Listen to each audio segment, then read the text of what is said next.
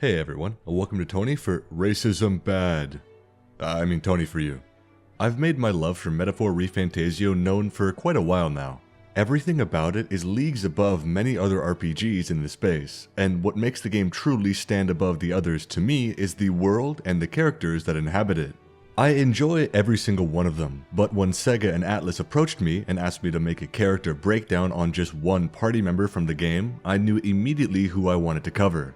Of all the party members that accompany you on the journey to become king, one stands out among them. An older man who went through more in just a few years than many go through in their entire lives. I'm of course talking about Heismay Noctule, this cute little bat creature with one of the most adult harrowing stories in a game already filled with themes of racism, genocide, and untold bloodshed sanctioned by the ruling class. I'll first talk about his entrance to the party and come to understand him better as he opens up more about his past life. Before we get into it, the demo for ReFantazio is available for free, so if you want to experience the story's first half before fully setting your mind on picking it up, it's available on PlayStation 4 and 5, Xbox Series X and S, and where I played it, Steam. Thank you once again for Sega and Atlus for sponsoring the video. If you haven't checked it out yet, please buy Metaphor Refantazio. This video will contain spoilers for Act 1 of the game for anyone who's wondering. This would be a terrible recommendation for the game if I spoiled it all, right? I'll go over Heismay's story specifically and only the relevant points regarding him, since explaining the entire plot up to the point of meeting him would take hours. But even if you don't know much about the game, you can still follow along. And for simplicity's sake, I'll refer to the main character as Will, since that is the unanimously agreed upon canon name for him. Alright, now let's get into it. Heismay Noctule is first spoken about in the very early parts of the game, first described as a ruthless marauder hiding in the desert wastes surrounding the kingdom. Making his wealth kidnapping travelers, somehow he is able to thrive in these barren lands tucked deep away in the sandstorms that are seemingly unending in the lands. If that wasn't bad enough, he was once a knight of the kingdom, but once stripped of his legacy, he turned to a life of crime. When Will and his party are tasked with the quest to slay a monster, Stroll gets the interesting idea to not slay a literal monster, but one that can cause just as much suffering as one. A bounty was posted for a fallen knight in former service of the crown turned ruthless criminal, the capture of which would settle the minds of those traveling the outskirts of the land and put at least a little bit of a hamper on the illegal kidnappings for selling into the slave trade. It made too much sense, and once everyone agrees, the hunt for Heismay is on. The party travels to Martira, a town bordering the desert and ultimately the town most affected by Heismay's criminal enterprise. When asking for help in finding and apprehending Heismay, the locals are less than helpful, however. Even meeting with the town's official mayor does little in aiding their hunt. But on their way out of the estate, the guard escort, Morris, and second in command, gives them a tip for traveling the desert safely. According to him, traveling during a sand flash will stun the monsters in the desert and cause them to remain docile for at least some time.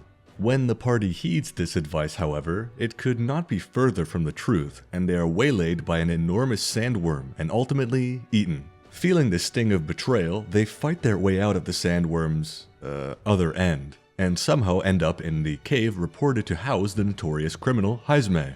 Just as they thought they were safe, another demonic entity known as a human creeps up behind them and attempts to attack, but is beaten back by a man, a small but lightning-fast warrior. Making himself known, he steps into the light and shocks his pursuers by not being a hulking, bloodthirsty bandit, but a small and knightly-looking Ujif, a bat-like lesser tribe in the kingdom. After a small exchange, Heismay is confused at Stroll's accusation of kidnapping, but finds little point in conversing with his hunters and readies for combat. Seeing his sword triggers an odd reaction from Hulkenberg, however. She remarks he is part of the Shadow Guard, but is cut short before further explanations by the attacking Heismay.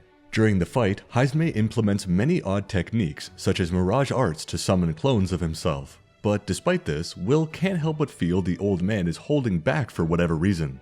After a grueling battle, Heismay recognizes the party's skill and admits they must have a cause they hold dear to fight with such fervor.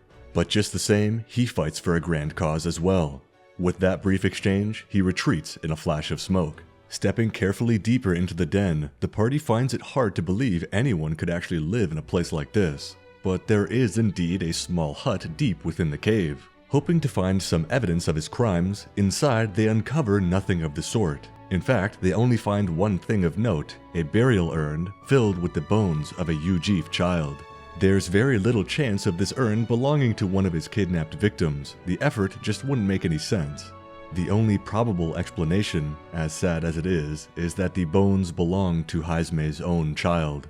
With the bounty on his head and status as a fallen knight of the kingdom, a proper burial is out of the question, and so he has held on to the bones ever since.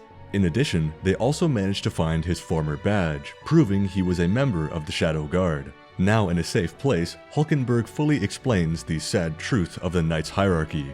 In this world so deeply rooted in prejudice and racism, only the Clamar, a horned race of otherwise normal-looking humanoids, In a world so deeply rooted in prejudice and racism, only the Clamar, a horned tribe of otherwise normal-looking humanoids, or those who look relatively like them, like Hulkenberg herself as a Roussant, the elf-eared humanoids, are eligible for public honors and seats as official knights of the kingdom. The Clamar are also the tribe of the royal family, so this discrimination runs very deep. For those who belong to tribes with distinct and unignorable differences to the greater tribes, such as Parapus, the bushy-tailed and furry-eared humanoids, and Heismay's own Ujif, the tiny bat-like nocturnal humanoids, a public recognition of service to the kingdom would be seen as greatly taboo. This obvious discrimination sickens Stroll in particular, as he is more of a pragmatist. He sees little value in hiding the loyalty and good deeds of others. But the world, sadly, sees things quite differently. The Shadow Guard itself, while still in service to the state, are unknown to the general public and only focus on honing their martial skills for times of strife. With this knowledge, Heismay's incredible feats of strength are understandable, and even greater than any threat they've faced up to this point. Finally, they find a letter in plain sight. A letter to Heismay, reading, "To Papa. Thank you for always working so hard. I hope you and Mama stay in love forever." The writings of a child to their father only further puts into question the truth of Heismay's guilt. Determined to hear the truth from the man himself, they go so far as to make as much noise as possible to attract a human.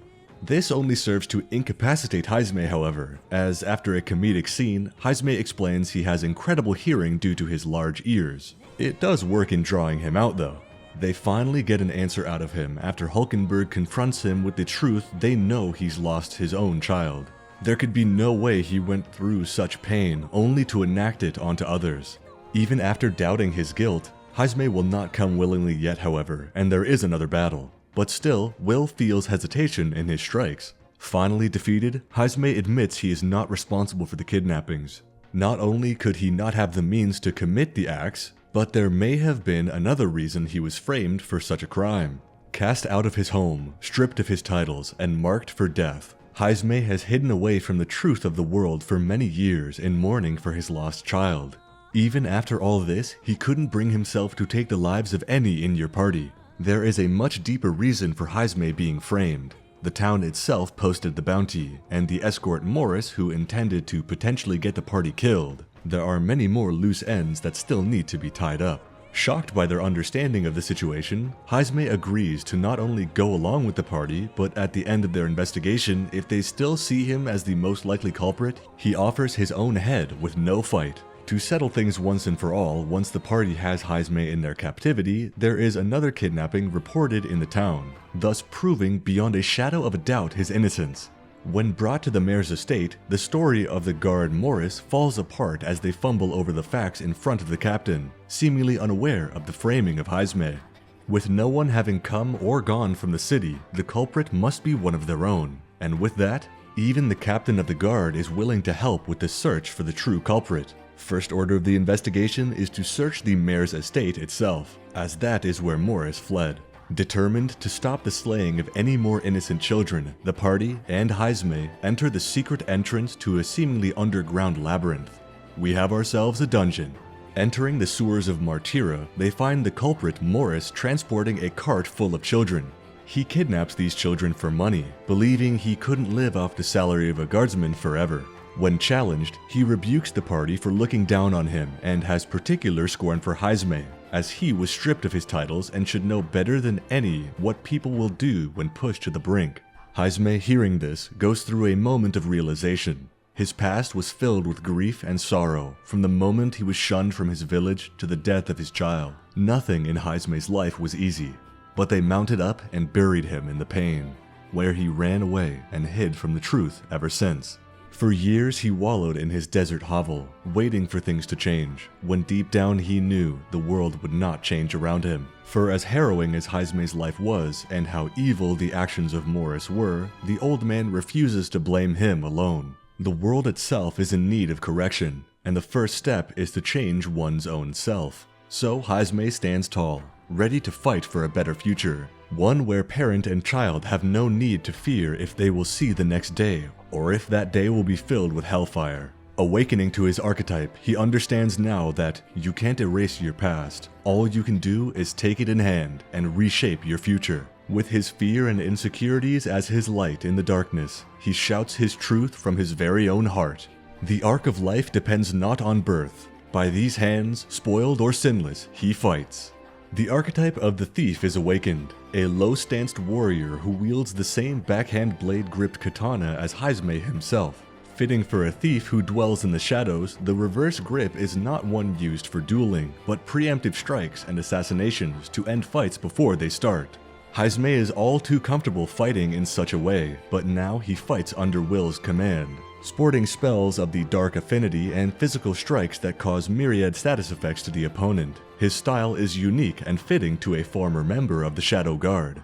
After the fight, the party compliments Heismay in his courage to fight for the children. But it's here he truly opens up. Yes, indeed, the old man used to have a child, a son, but he was killed. Unable to protect his child, he believed he was not worthy to be called a knight and ran away in search of nothing but death. After this, the party notes that the children weren't being transported out of the town, but in fact, further in. There's much more to this than meets the eye. The party continues on after Heismay's awakening, but if you would like to know more about the Martyra arc, you'll have to play the game yourself.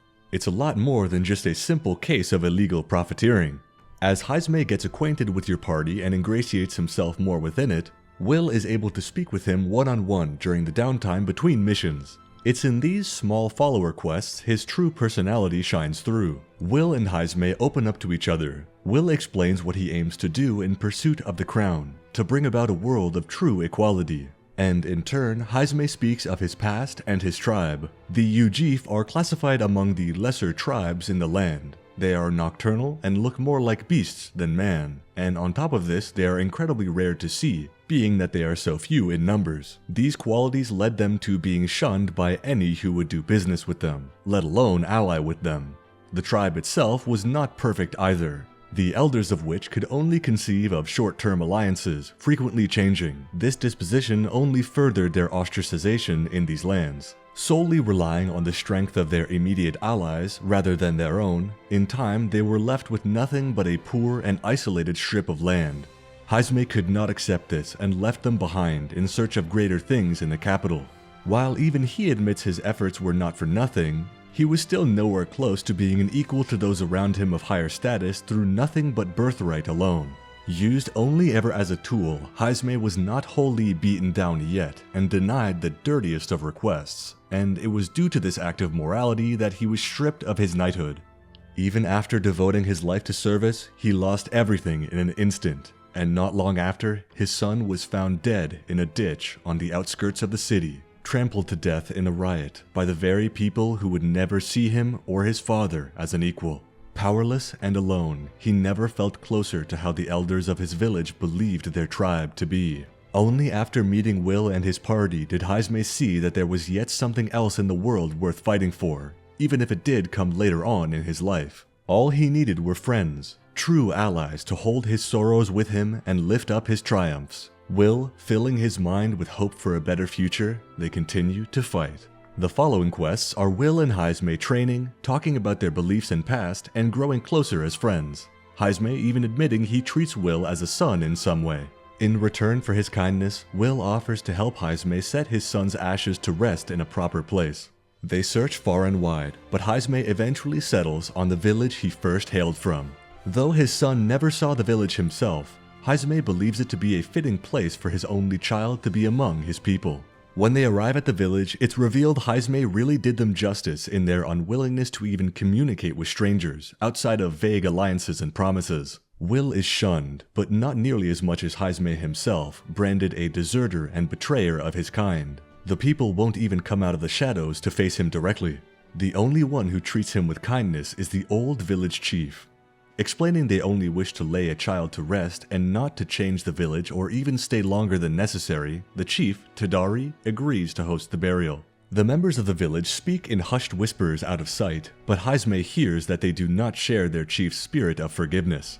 But no one could have foreseen that after a time, they found that someone has committed an atrocious sin and stolen the ashes of Heismay's son. The whispers get louder as they further shame Heismay, but the old man can't even bring himself to anger as he admits he should have foreseen this outcome.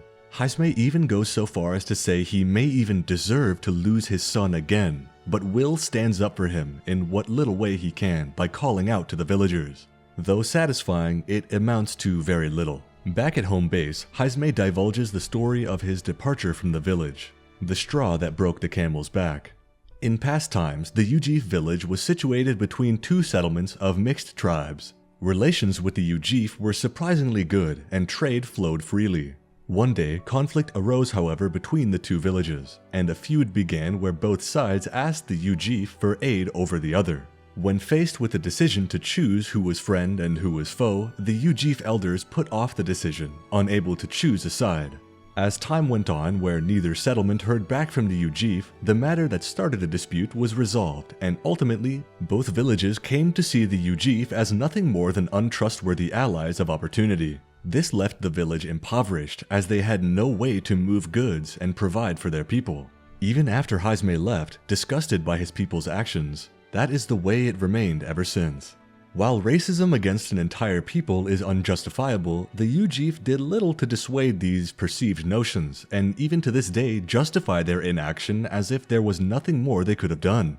The only man who attempted to stay and change their people from within was Tadari, the kind chief who agreed to help Heismay before. The Ujif still remain rigid in their thinking and wish to hold on to the little they have, rather than risk short-term loss for greater heights in the future. Heismay even calls them a xenophobic nest. There really is no good guy and bad guy here. In truth, Heismay still holds some affinity for the village and its people. He even admits that his inaction and resignation to sorrow after his son's death was not so unlike his people's sad disposition to life. And now his son is the one paying the price for it. Having grown from his past self, he refuses to give up and let things end here in such a sorry state. If hesitation is in his nature, then he will hesitate to let things stand as they are. He will use his nature not for stagnancy, but for growth. Heismay and Will are returning to the village. Tadari spent his time searching for the urn, but has not found anything within the village. Heismay, however, uses his skill to suss out that the urn, if it truly was stolen by the hands of the villagers, must be somewhere on the outskirts of town, as it couldn't be moved much further. They would not dare leave the village. After a long search, the urn is found, and despite them being successful, Heismay still has some resignations. In truth, if the villagers simply voiced their disapproval at Heismay's son being buried there, he would rather have heard it from their mouths. They could have come to an agreement, or he might have even left in peace. They truly never changed. There is never room for communication for those who isolate themselves from any conflict at all. Despite this, there is yet hope. There are children in the village, not yet crushed by the perceived weakness of their tribe, those who might lead the village into a brighter future, and it would not be right to turn their backs on them.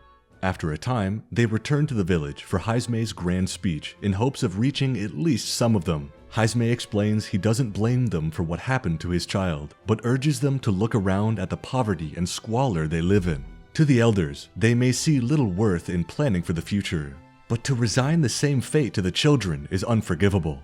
While they may be content with the life they lead, the children are born into a cage of an existence, cursed to live and die in poverty and hatred.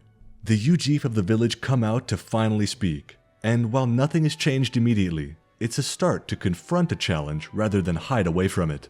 Content with this small step forward, Heismay promises a new era is coming for all in the land, and takes his leave. In the final quest, Heismay speaks one-on-one with Will, speaking of his child and the burial. Despite the tradition of the Ujiif to carry the ashes in an urn, Heismay wanted a change. With the help of another companion, Heismay crafts an amulet out of the remains of his child, to carry his spirit with him forever and always. Never will Heismay put his woes behind him in fear and sorrow. He will carry them with him while he moves to a better future. Until the day comes when tomorrow is truly bright for all who inhabit the lands, they will remain together. Heismay admits he could not have done any of this without Will, however, and offers his thanks. For finally now he is content. Will is like a son to Heismay now, and same as he would fight to the last for his own flesh and blood, so too will he for Will. There is still much left to do, however, but that is where you come in. Heismay is far from the only person who is willing to fight for a better future, but he is, to me, the most interesting.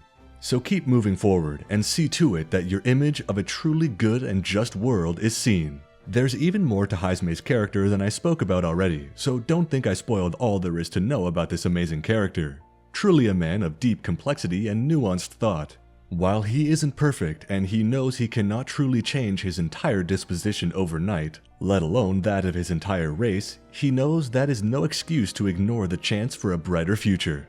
Even after losing everything he held dear, his home, his purpose, his honor, and his family, with the help of his allies and his true friends, he took the long path of change. At the advanced age he was at, and the hatred he must have felt for the world around him for so long, he still took the plunge. It was not an immediate change, and you could see him falter in his convictions from time to time, but he relied on others who share the same dream and drew strength from them. With that strength came the will to help others going through similar strife. Never again would he turn his back on those who needed help. Never again would he let innocent lives be snuffed out for hatred from which there was no good reason. Heismay Noctule is a man of great honor, and my personal favorite character in Metaphor Refantazio. Well, that covers Heismay Noctule's character breakdown. Let me know your thoughts on Heismay as a whole and what your favorite character in Metaphor is in the comments down below. And while you're down there, leave a like and subscribe if you haven't already. Once again, a big thank you to Sega and Atlus for sponsoring the video. Please go buy the game and enjoy the full story if you haven't already. You owe it to Heismay and his people. Those cute little bats are adorable, aren't they? Special thanks to Andre Vinicius da Silva Valens, Arctic Mirror, Kalos, Kerhos, Goose Kebab, Jem Morales, Just a Middleman, Masker2196, Matt M, Patty123, Paul Torrio, The Digital Dutchman, VideoGamer75, and many more for supporting the channel on Patreon. If you'd like to support, check the link in the description below. Thanks for watching this Heismay Noctule character analysis, and I'll see you in the next Tony for You. Have a good one.